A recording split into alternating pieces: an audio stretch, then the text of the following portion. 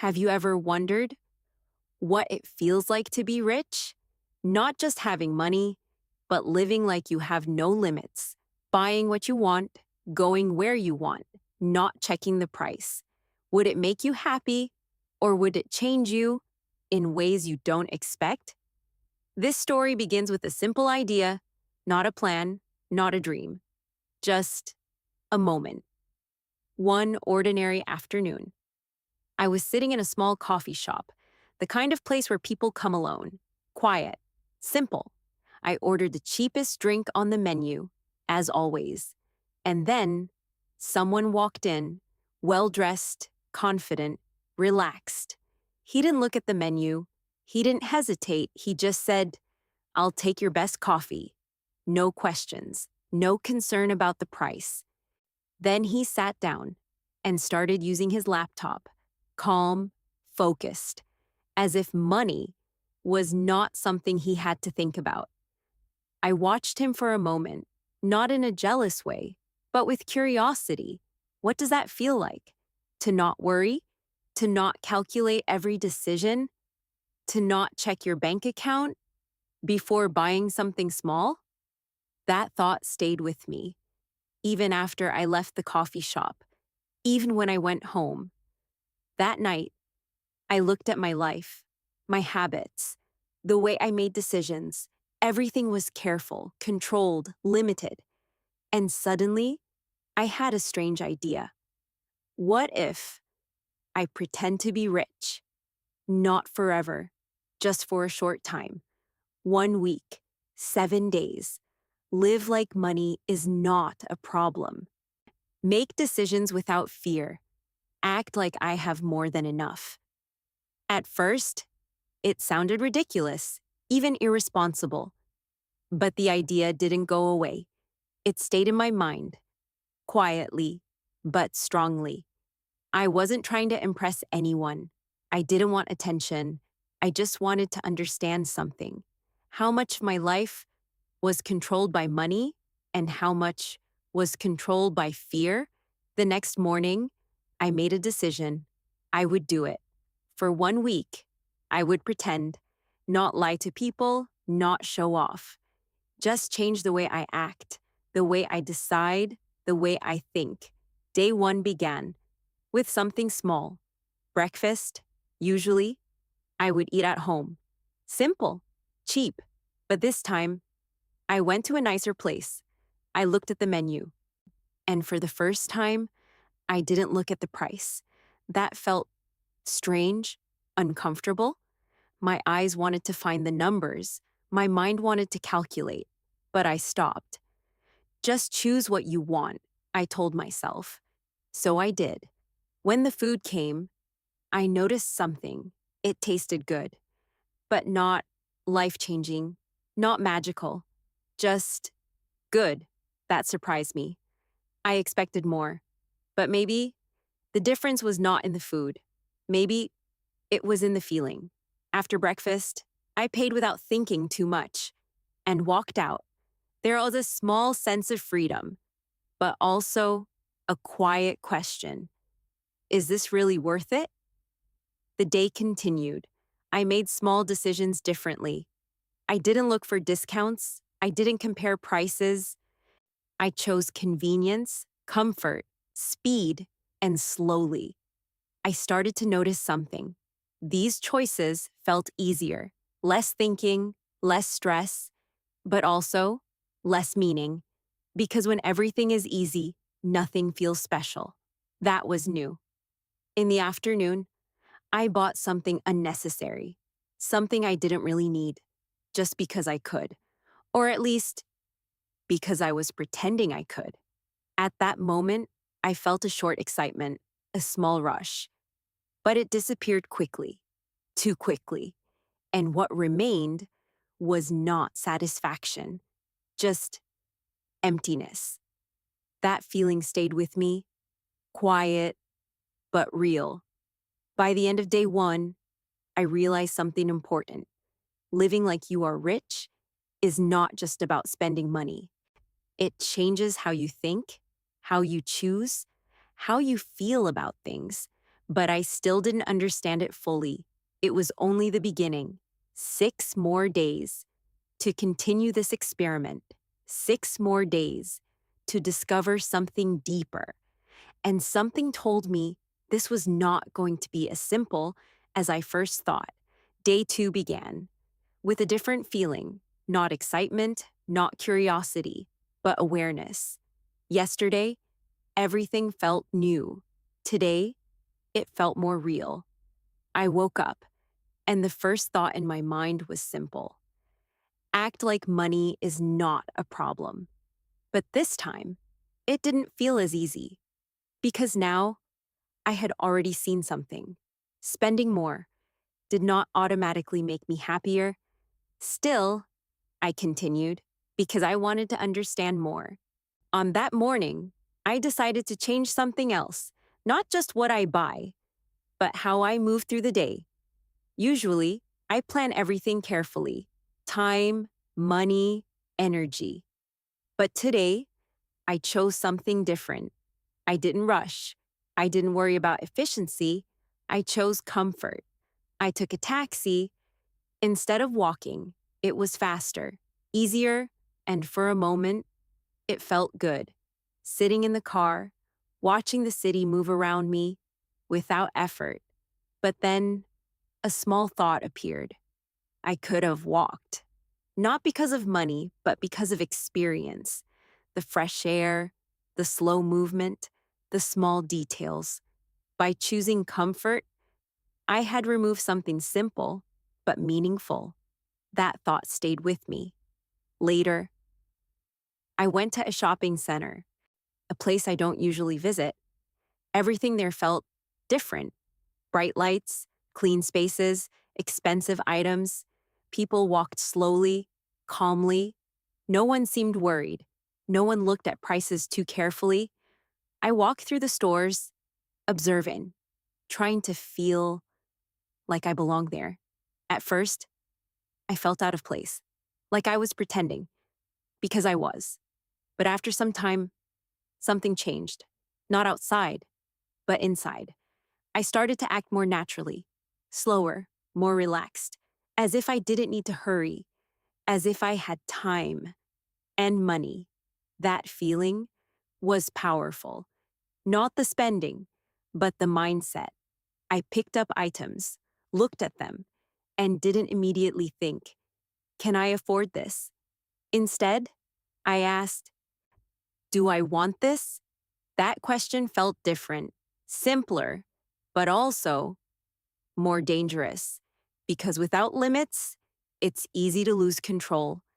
I bought something again, not because I needed it, but because I liked it.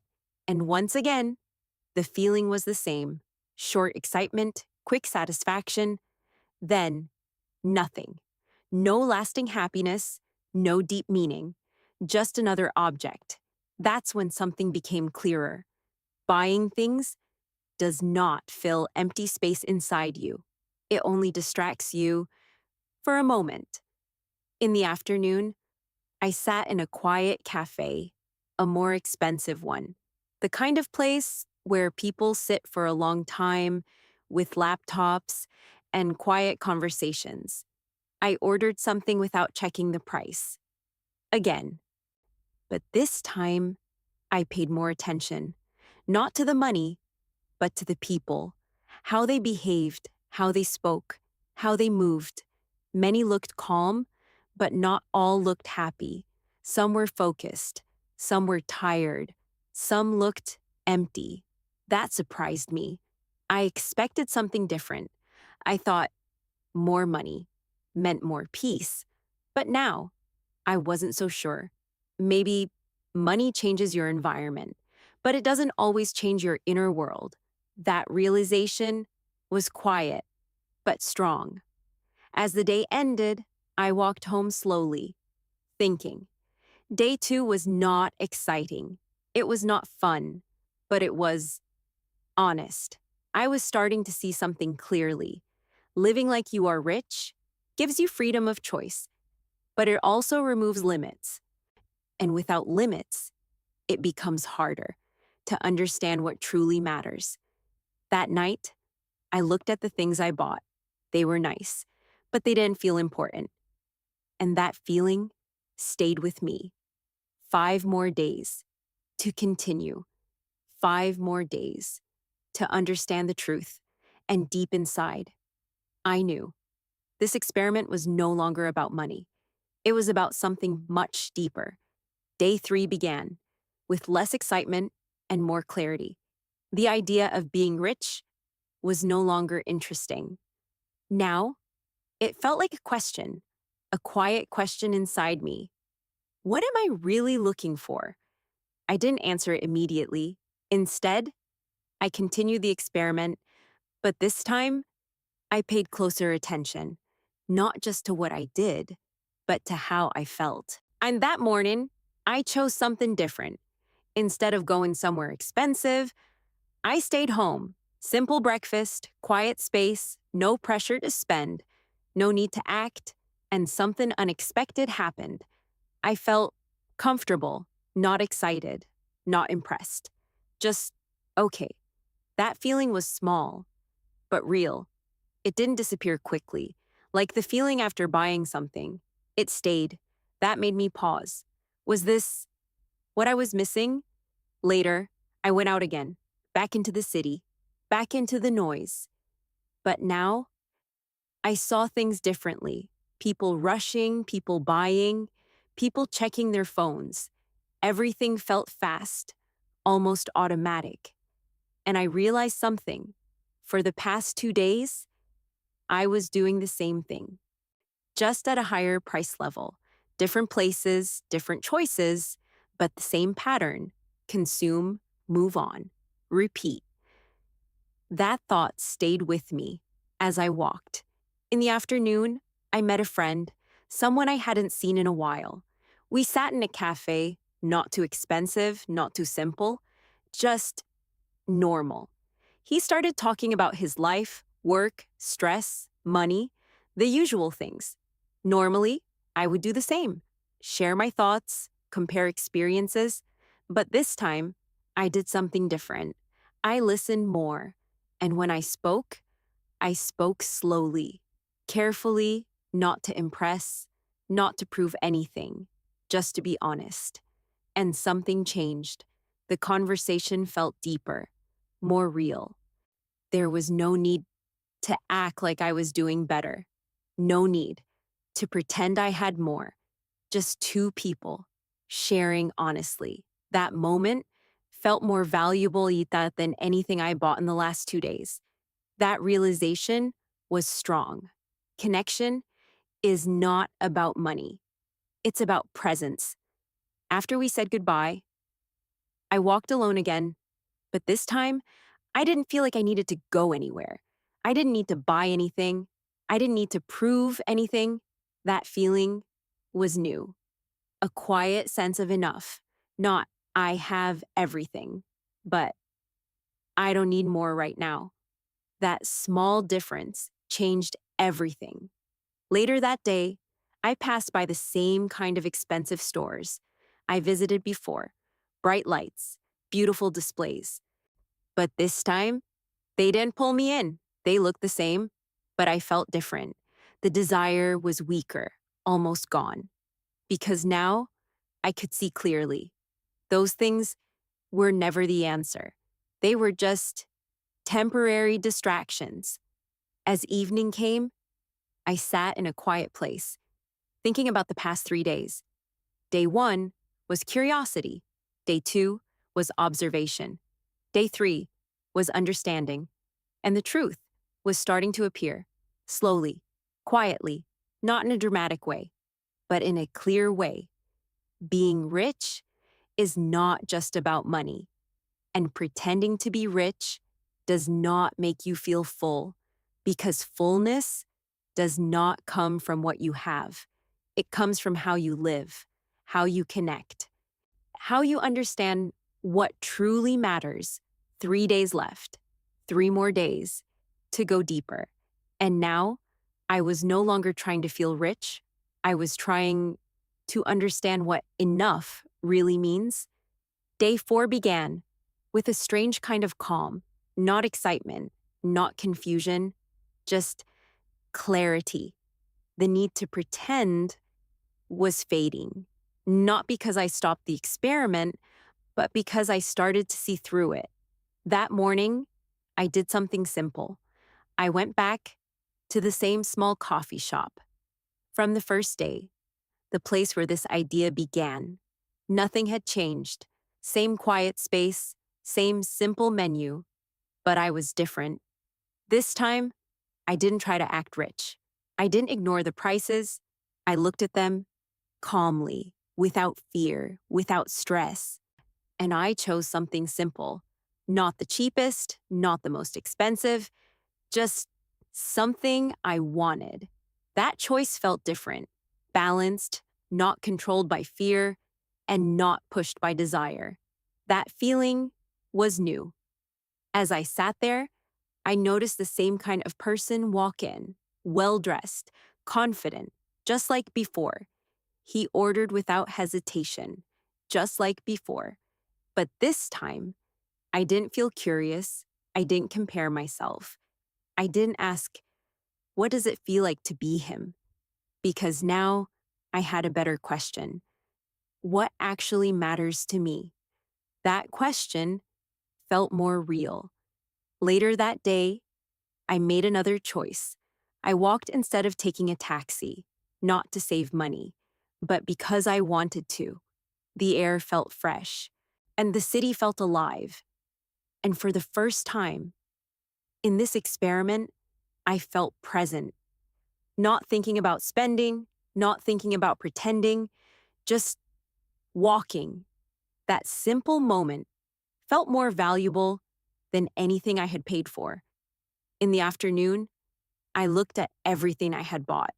In the past few days, clothes, small items, unnecessary things, they were still there, but the feeling was gone. No excitement, no attachment, just objects. That's when the truth became clearer. Owning more does not mean feeling more. Having more choices does not mean making better ones.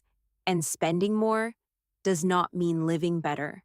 These ideas felt obvious now, but before, they were hidden behind habits, behind fears, behind assumptions. Out in the evening, I met another friend. We sat outside, in a simple place, plastic chairs, street noise, nothing special, and yet the conversation felt warm, real. We laughed, we shared stories, no pressure, no image to maintain. And in that moment, I realized something deeply. I didn't need to pretend anymore, not to be rich, not to be anything else, because the best moments were the simplest ones, the ones without effort, without performance, without cost. As the day ended, I felt lighter, not because I spent less or more, but because I understood more.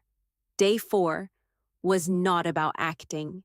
It was about seeing clearly what was always there, but ignored.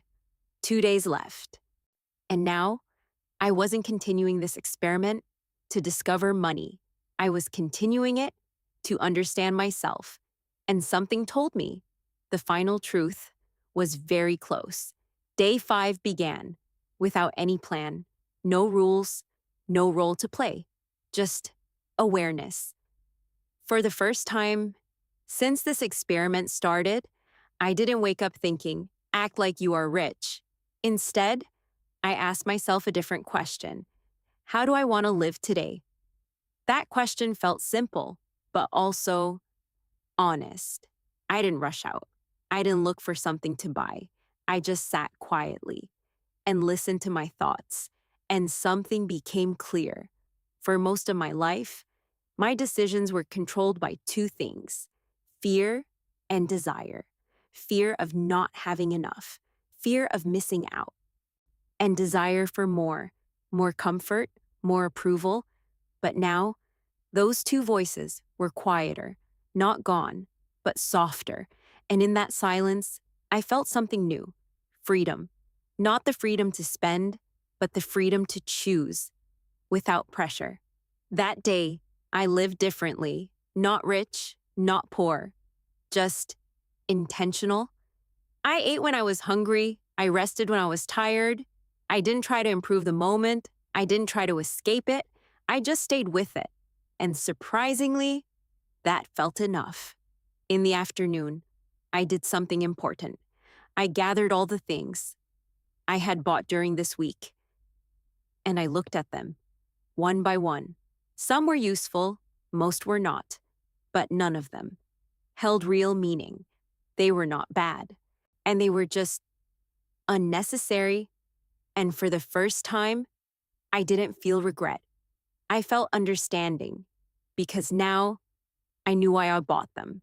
Not because I needed them, but because I was trying to feel something: excitement, confidence, maybe even worth. But those feelings cannot be bought.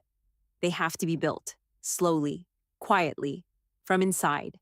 That realization was the hardest truth, not dramatic, not painful, but undeniable. In the evening, I returned once more to that small coffee shop, the place where everything started. I sat in the same seat, ordered a simple drink, and watched the world around me. People came and went, some in a hurry, some relaxed, some alone, some together. Nothing special, just life. And yet, this time, it felt different because I was different. I was not comparing. I was not pretending. I was just observing with a calm mind. And in that moment, I understood everything clearly. Being rich is not about having more. It is about needing less. It is about knowing what truly matters and letting go of what doesn't. That is the kind of richness that cannot be seen, but can be felt deeply. As I finished my drink, I smiled slightly, not because I had changed completely, but because I had seen something real, something I could carry forward. Not money, not status, but awareness. And that was enough. This week ended without a big moment, no dramatic ending, just a quiet understanding, the kind that stays with you long after the experience ends. Thank you for being here and listening to this story. If this story made you think, even a little, then take a moment and ask yourself, what does enough mean to you? And what are you really chasing every day? If you enjoy slow English stories like this, don't forget to like the video and subscribe to the channel. We will continue sharing simple stories with deep meaning, stories that help you learn English and understand life at the same time. See you in the next story.